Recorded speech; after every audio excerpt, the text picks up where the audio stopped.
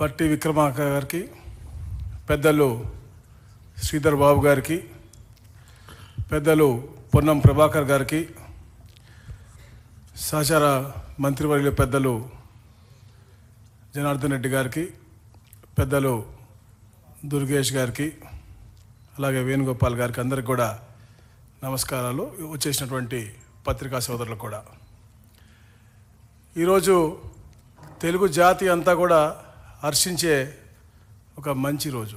ఎందుకంటే ఒక ప్రోగ్రెసివ్ వేలో తెలంగాణ అభివృద్ధి వైపు తీసుకెళ్లాలని లక్ష్యంతో పనిచేస్తున్నటువంటి గౌరవ ముఖ్యమంత్రి గారు రేవంత్ రెడ్డి గారు, అలాగే వారి యొక్క సహచర మంత్రివర్యులందరూ కూడా క్యాబినెట్లో ఎప్పుడైతే మా ముఖ్యమంత్రి గారు చంద్రబాబు నాయుడు గారు ముఖ్యమంత్రి అయిన తర్వాత తప్పకుండా ఏదైతే రీఆర్గనైజేషన్ యాక్ట్లో విషయాలు పెండింగ్లో ఉన్నాయి, రెండు రాష్ట్రాలందరినీ కూడా తెలుగువారు ఎక్కడున్నా కూడా సుభిక్షంగా ఉండాలనే లక్ష్యంతో చంద్రబాబు నాయుడు గారు పనిచేస్తారు. కాబట్టి ఒక ప్రోయాక్టివ్ వేగా లెటర్ పంపించడం, దాన్ని ఇక్కడ గౌరవ ముఖ్యమంత్రి గారు క్యాబినెట్లో చర్చించి సానుకూలంగా స్పందించి ఈరోజు ఈ సమావేశం ఏర్పాటు చేయటం, సమావేశంలో అన్నీ కూడా కులంకుశంగా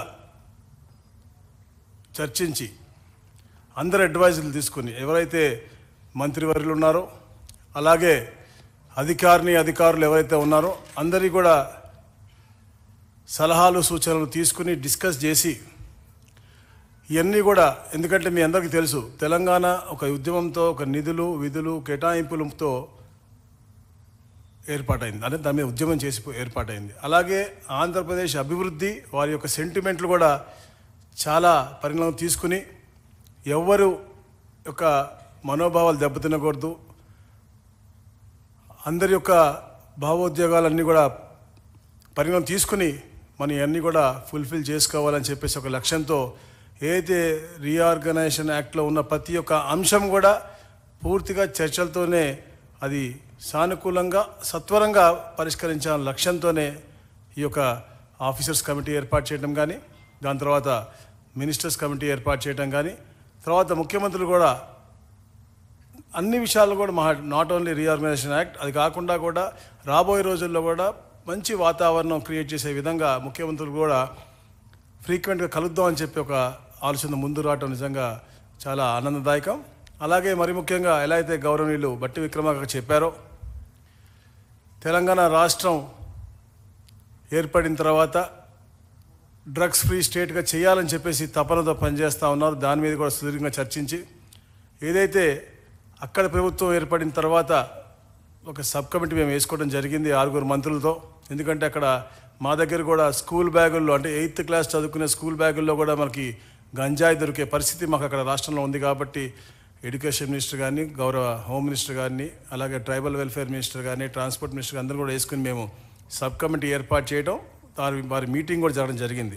సో అక్కడ ఉన్నటువంటి ఈ యొక్క డ్రగ్ కల్చర్ని ఇక్కడ ఉన్నటువంటి డ్రగ్ కల్చర్కి లింక్ ఉంది. ఎందుకంటే అక్కడ ఉత్పత్తి అయ్యి ఇక్కడికి ఎక్కువగా వస్తుందని చెప్పేసి ఇక్కడ ముఖ్యమంత్రి గారు చాలా కన్సర్న్గా ఉన్నారు. కాబట్టి ఒక జాయింట్గా ఒక 2 అధికారులను అడిషనల్ డీజీపీ స్థాయి అధికారులను వేయటం, డ్రగ్స్ని పూర్తిగా అరికట్టి తెలుగు జాతిని కాపాడాలనే లక్ష్యంతో అది కూడా చేయటం జరిగింది. ఇవన్నీ కూడా రాబోయే రోజులు, అంటే ఒక టైం లైన్ పెట్టుకున్నాం.